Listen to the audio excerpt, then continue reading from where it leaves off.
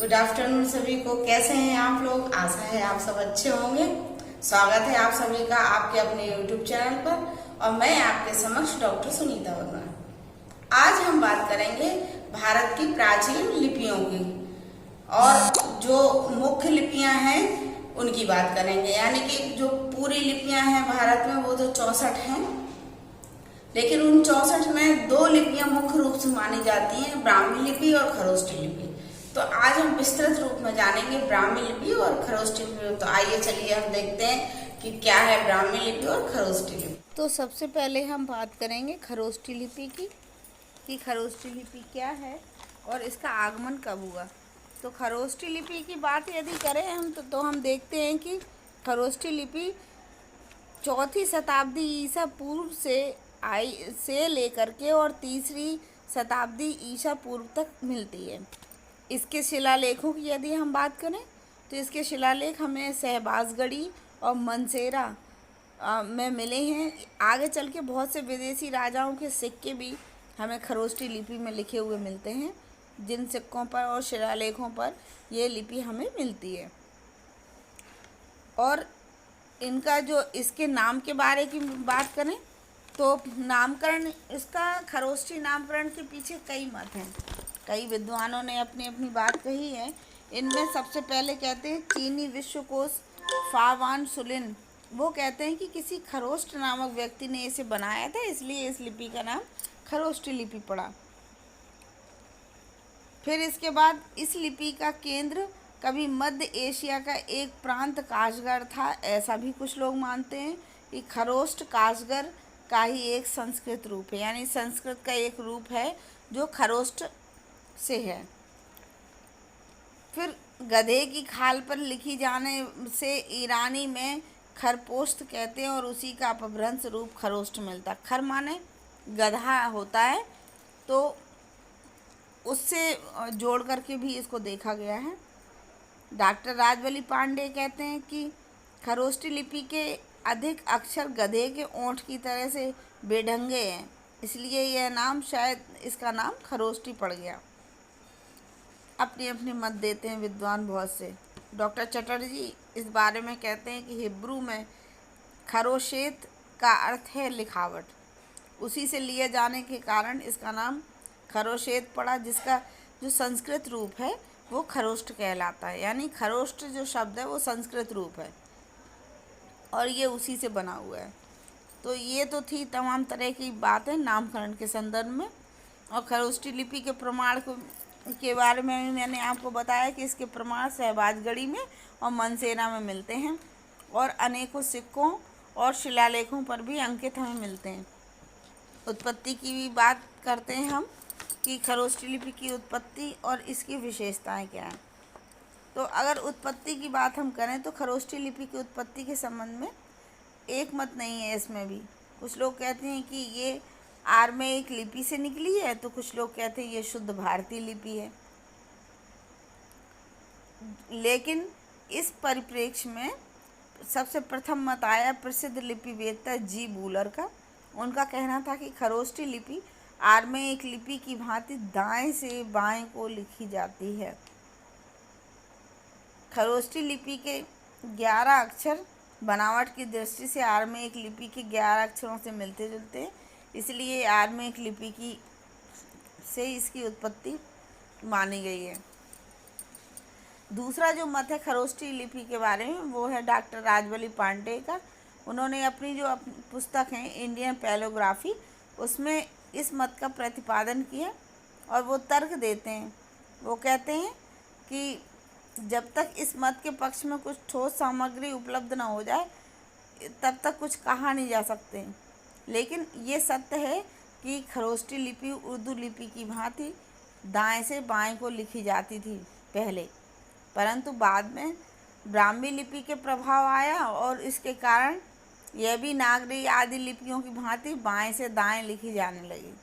इस प्रकार की मत की बात करते हैं डॉक्टर राजबली पांडे।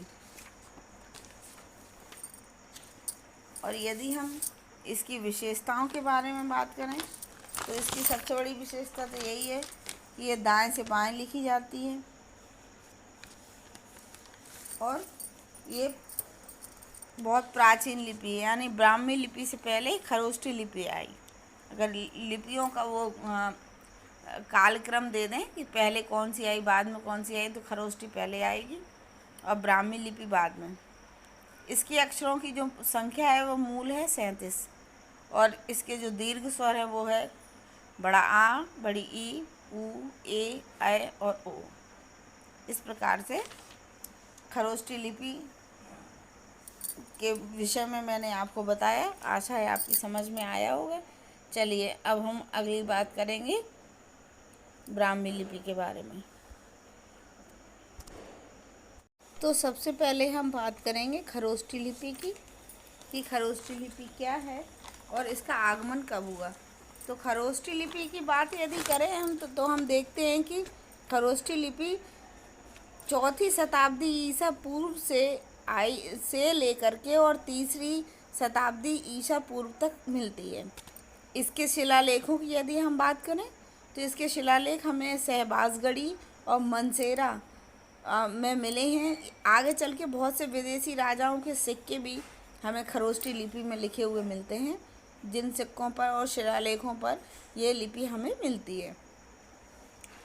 और इनका जो इसके नाम के बारे की बात करें तो नामकरण, इसका खरोष्ठी नामकरण के पीछे कई मत हैं। कई विद्वानों ने अपनी अपनी बात कही है। इनमें सबसे पहले कहते हैं चीनी विश्वकोश फावान सुलिन, वो कहते हैं कि किसी खरोष्ट नामक व्यक्ति ने इसे बनाया था, इसलिए इस लिपि का नाम खरोष्ठी लिपि पड़ा। फिर इसके बाद इस लिपि का केंद्र कभी मध्य एशिया का एक प्रांत काशगर था, ऐसा भी कुछ लोग मानते हैं कि खरोष्ट काशगर का ही एक संस्कृत रूप है, यानी संस्कृत का एक रूप है जो खरोष्ट से है।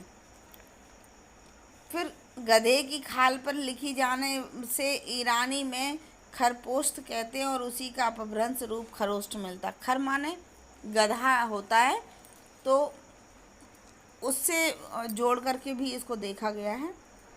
डॉक्टर राजवली पांडे कहते हैं कि खरोष्ठी लिपि के अधिक अक्षर गधे के ओंठ की तरह से बेढंगे हैं, इसलिए यह नाम, शायद इसका नाम खरोष्ठी पड़ गया। अपनी अपनी मत देते हैं विद्वान बहुत से। डॉक्टर चटर्जी इस बारे में कहते हैं कि हिब्रू में खरोशेत का अर्थ है लिखावट, उसी से लिए जाने के कारण इसका नाम खरोशेत पड़ा, जिसका जो संस्कृत रूप है वो खरोष्ट कहलाता है। यानी खरोष्ट जो शब्द है वो संस्कृत रूप है और ये उसी से बना हुआ है। तो ये तो थी तमाम तरह की बातें नामकरण के संदर्भ में। और खरोष्ठी लिपि के प्रमाण के बारे में मैंने आपको बताया कि इसके प्रमाण शहबाजगढ़ी में और मनसेरा में मिलते हैं, और अनेकों सिक्कों और शिलालेखों पर भी अंकित हमें मिलते हैं। उत्पत्ति की भी बात करते हैं हम कि खरोष्ठी लिपि की उत्पत्ति और इसकी विशेषताएं क्या हैं। तो अगर उत्पत्ति की बात हम करें तो खरोष्ठी लिपि की उत्पत्ति के संबंध में एक मत नहीं है। इसमें भी कुछ लोग कहते हैं कि ये आर्मेयिक लिपि से निकली है, तो कुछ लोग कहते हैं ये शुद्ध भारतीय लिपि है। लेकिन इस परिप्रेक्ष्य में सबसे प्रथम मत आया प्रसिद्ध लिपिवेत्ता जी बूलर का। उनका कहना था कि खरोष्ठी लिपि आर्मेयिक लिपि की भांति दाएं से बाएं को लिखी जाती है। खरोष्ठी लिपि के 11 अक्षर बनावट की दृष्टि से आर्मेयिक लिपि के 11 अक्षरों से मिलते जुलते हैं, इसलिए आर्मेयिक लिपि की से इसकी उत्पत्ति मानी गई है। दूसरा जो मत है खरोष्ठी लिपि के बारे में वो है डॉक्टर राजवली पांडे का। उन्होंने अपनी जो पुस्तक है इंडियन पैलोग्राफी, उसमें इस मत का प्रतिपादन किया और वो तर्क देते हैं। वो कहते हैं कि जब तक इस मत के पक्ष में कुछ ठोस सामग्री उपलब्ध न हो जाए तब तक कुछ कहा नहीं जा सकते। लेकिन ये सत्य है कि खरोष्ठी लिपि उर्दू लिपि की भांति दाएं से बाएं को लिखी जाती थी पहले, परंतु बाद में ब्राह्मी लिपि के प्रभाव आया और इसके कारण यह भी नागरी आदि लिपियों की भांति बाएं से दाएं लिखी जाने लगी। इस प्रकार की मत की बात करते हैं डॉक्टर राजवली पांडे। और यदि हम इसकी विशेषताओं के बारे में बात करें तो इसकी सबसे बड़ी विशेषता तो यही है कि ये दाएं से बाएं लिखी जाती है और ये बहुत प्राचीन लिपि है, यानी ब्राह्मी लिपि से पहले खरोष्ठी लिपि आई। अगर लिपियों का वो कालक्रम दे दें कि पहले कौन सी आई बाद में कौन सी आई, तो खरोष्ठी पहले आएगी और ब्राह्मी लिपि बाद में। इसके अक्षरों की जो संख्या है वो मूल है 37 और इसके जो दीर्घ स्वर है वो है बड़ा आ, बड़ी ई, उ, ए, ऐ और ओ। इस प्रकार से खरोष्ठी लिपि के विषय में मैंने आपको बताया। आशा है आपकी समझ में आया होगा। चलिए अब हम अगली बात करेंगे ब्राह्मी लिपि के बारे में।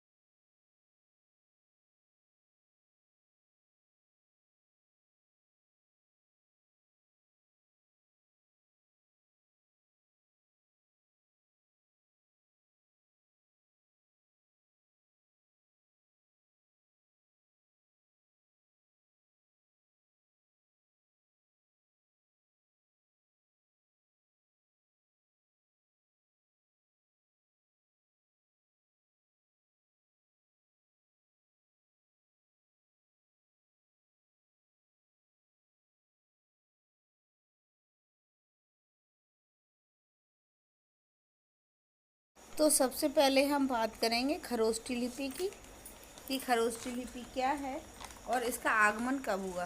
तो खरोष्ठी लिपि की बात यदि करें हम तो हम देखते हैं कि खरोष्ठी लिपि 4वीं शताब्दी ईसा पूर्व से लेकर के और 3री शताब्दी ईसा पूर्व तक मिलती है। इसके शिलालेखों की यदि हम बात करें तो इसके शिलालेख हमें शहबाजगढ़ी और मनसेरा में मिले।